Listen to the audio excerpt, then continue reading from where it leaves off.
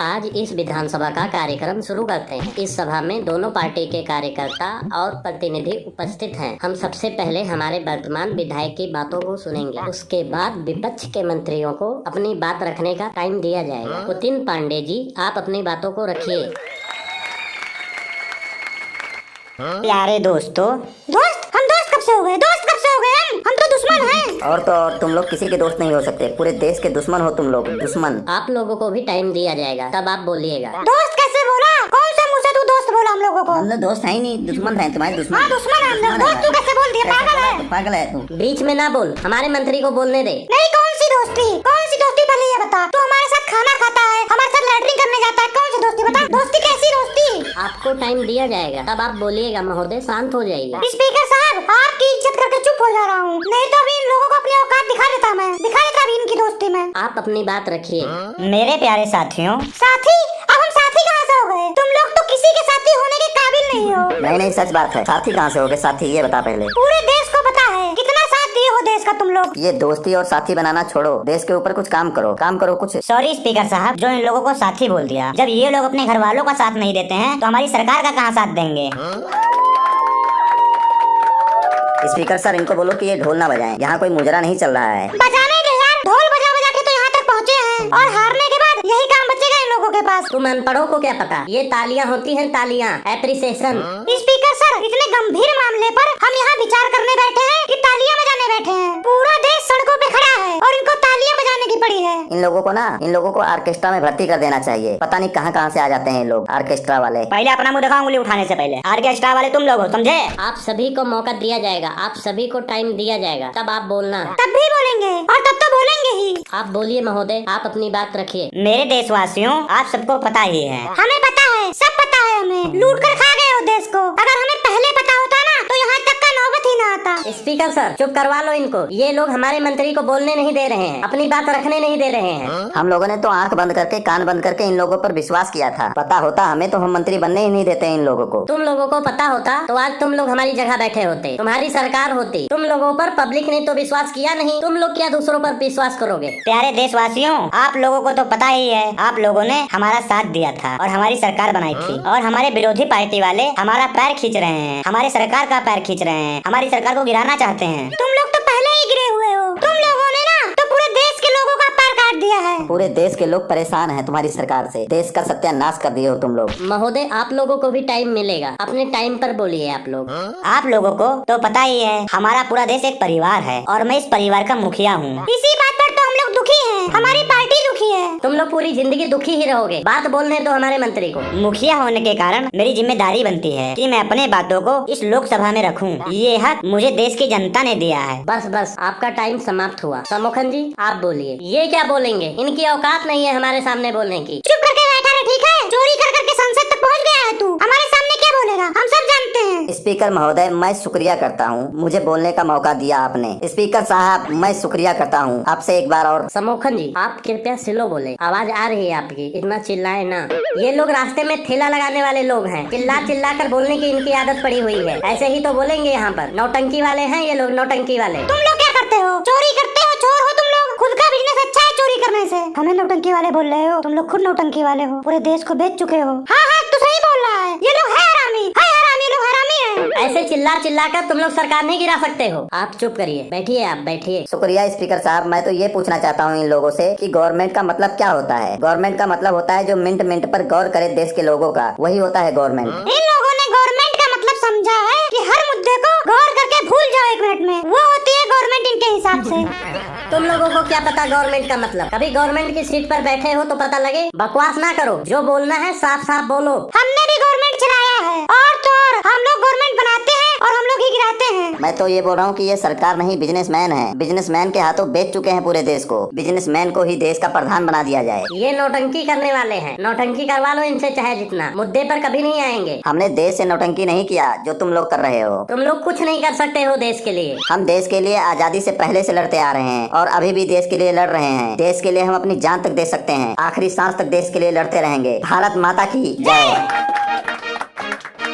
तुम लोग केवल बॉन्ड इकट्ठा करो और खा जाओ, और कुछ नहीं कर सकते हो देश के लिए। बॉन्ड की तो बात बात ही न कर। सब पता है हमें और पूरे देश को कि बॉन्ड का बिजनेस कौन करता है। स्पीकर साहब, इन लोगों को बोलो अपनी अपनी बारी आने पे बोले, बीच में टोका टोकी ना करें, नहीं तो अभी यहीं पे महाभारत शुरू हो जाएगा। आप लोग चुप करिए, आप लोग चुप करिए। स्पीकर साहब, इस समय मुझे पूरा देश सुन रहा है और मैं देश की भलाई की बात करूंगा। यहाँ लेख और कहानियाँ न सुना, भाषण दे भाषण, मुद्दे पर बात कर। हम तो यही करेंगे। स्पीकर साहब, इनको बोलो बीच में ना बोले। हम जो याद करके आए हैं ना, भूल जाते हैं, कन्फ्यूजिया जाते हैं हम लोग। आप लोगों को टाइम मिलेगा तब आप लोग बोलिएगा। Thank you, Speaker Saab. Thank you. I am the common man of the country, and I beg to say that of the evidently the thirsty crow. Kindly grant me leave and the government of the greedy dog and thirsty crow. ये बकवास सुनने नहीं आए हैं हम। देश पर कुछ बोलो, देश को आगे कैसे बढ़ाएं, इस मुद्दे पर कुछ बोलो। बड़े आए हैं अंग्रेजी बोलने वाले, अंग्रेज चले गए और देश में कुछ ऐसे नमूने छोड़ गए। आज पूरा देश मुझे सुन रहा है। बहुत अच्छा मौका मिला है मुझे अपनी भड़ास निकालने का। ये लोग अपनी भड़ास निकाल चुके हैं। बिजनेसमैन के हाथों बेच दिया गया है अपना देश। इस देश को अपना खून पसीना देकर हमारे जैसे लोग अपनी जिंदगी लगाकर देश को आजाद कराए थे। आज हम फिर उसी तरह बिजनेसमैन के हाथों बिकते जा रहे हैं। और ये बोल रहे थे रोजगार मिलेगा, बिजली पैदा करेंगे हम लोग, किसानों को बिजली फ्री देंगे। पता नहीं क्या कर रहे हैं, पता नहीं क्या बोल रहे थे कि कितना टन बिजली, लाख टन, ऐसे कुछ बोल रहे थे बिजली होगा। वो क्या था मोनू? बोल रहे थे कि 10 लाख किलोमीटर बिजली देंगे। अरे गंवारो, 10 लाख मेगावाट टन हमने बोला था, किलोमीटर नहीं बोला था।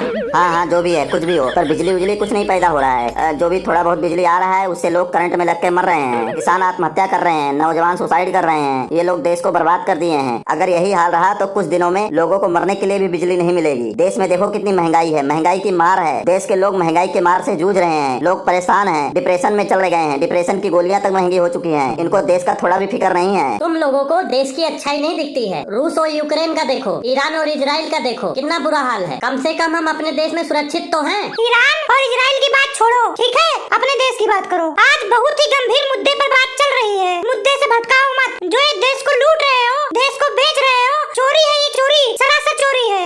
तुम सब खुद चोर हो और तुम्हें सब चोर ही नजर आते हैं। हमारे मंत्री को हार्ट अटैक की बीमारी है। अगर यहाँ उन्हें कुछ हो गया तुम्हारी बातों को सुनकर तो तुम लोग पूरी जिंदगी जेल में सड़ोगे। तुम लोगों ने जो पूरे देश के लोगों को हार्ट अटैक दिया है, उसका क्या? देश को बेच रहे हो, उसके बारे में कौन बात करेगा? बॉन्ड के नाम पर हफ्ता लिया जा रहा है, इसके बारे में बात कौन करेगा? नौजवान को नौकरियां नहीं मिल रही हैं, इसके बारे में बात कौन करेगा? किसान को उनके अनाज का सही रेट नहीं मिल रहा है, उसके बारे में बात कौन करेगा? मैं जानता हूँ तुम लोगों को अच्छी तरह से। तुम लोग खुद बेरोजगार हो और लोगों को नौकरी देने की बात कर रहे हो, रोजगार देने की बात कर रहे हो। मैं बताता हूँ आपको स्पीकर साहब, इन लोगों की हरकतें, ये लोग खुद कुर्सी के लायक नहीं है। कुर्सी के लायक ये बिल्कुल नहीं है और दूसरों को कुर्सी पर बैठने नहीं देते हैं।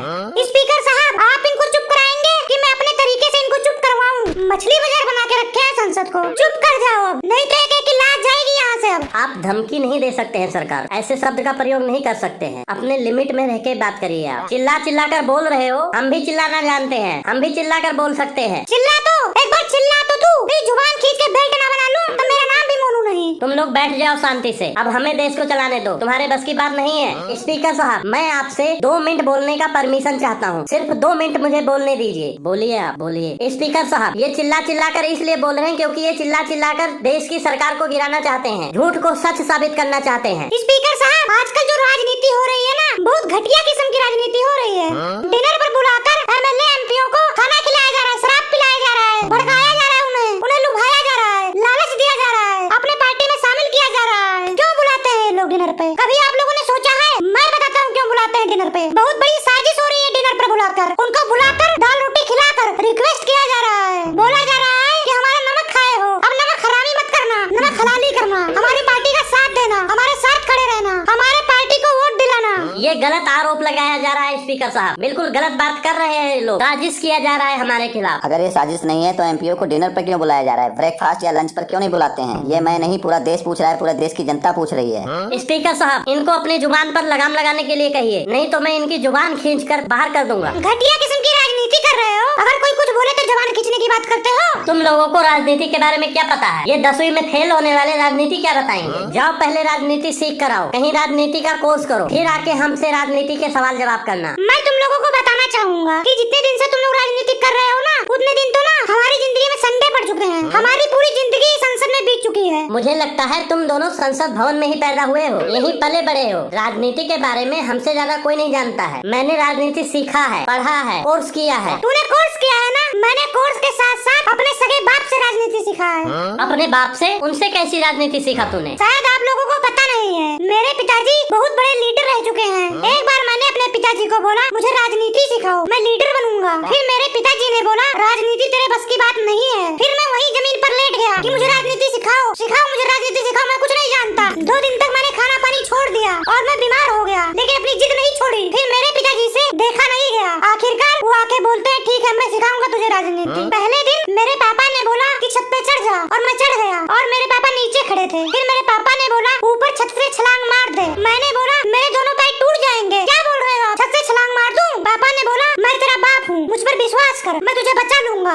मैंने अपने पिताजी पर पूरा विश्वास किया। फिर मैंने छत से छलांग मार दिया, लेकिन मेरे पापा पीछे हट गए। मैं नीचे टाइल पर गिरा और मेरे दोनों पैर टूट गए। मैं नीचे पड़ा रहा, लेकिन कोई मुझे उठाने नहीं आया। फिर मैंने अपने पापा से पूछा कि आपने क्या किया, आपने मुझे बचाया क्यों नहीं? फिर मेरे पापा ने बड़े कमाल की बात बताई। बोले ये राजनीति का पहला लेसन है कि राजनीति में अपने सगे बाप पर भी विश्वास और यकीन मत करो। अभी भी मेरे दोनों पैरों में स्टील की रॉड लगी है, चलने में बहुत दर्द होता है। अब बताओ मैं कैसे विश्वास करूं इन लोगों पर जो एक नंबर के झूठे और फरेबी इंसान हैं। तुम लोग भी तो हमारे देश का पैर तोड़ रहे हो। आज हमारे देश में महंगाई ने पैर तोड़ रखा है। दाल देखा है कितना महंगा है? स्पीकर साहब आप बताइए दाल कितना महंगा है, कितना महंगा हो जाए? दाल का रेट क्या है आप बताइए।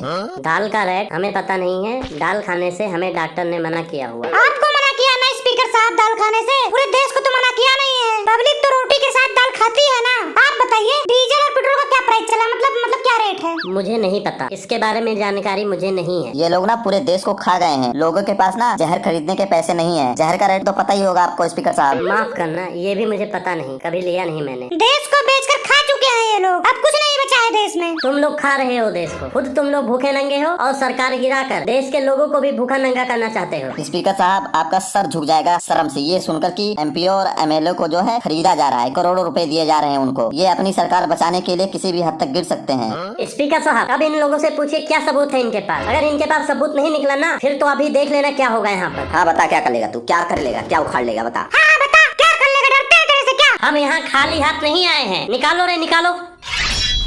हम लोग कौन सा खाली हाथ आए हैं? निकाल रहे सब लोग, तुम लोग भी निकालो निकालो निकालो, दिखा देते हैं इनको अपनी पावर हम, कमजोर इनसे थोड़ी है। निकालो। हाँ मैं भी डरता नहीं हूँ, निकालो निकालो। आज यहाँ से देखना एक ही पार्टी यहाँ से जाएगी। आए हैं 2 पार्टी पर जाएंगी, यहाँ से एक ही पार्टी। गर्दन उड़ा देंगे गर्दन। मुझे शर्म आ रही है कि मैं इस लोकसभा का स्पीकर हूँ। ये सभा अभी स्थगित की जा रही है।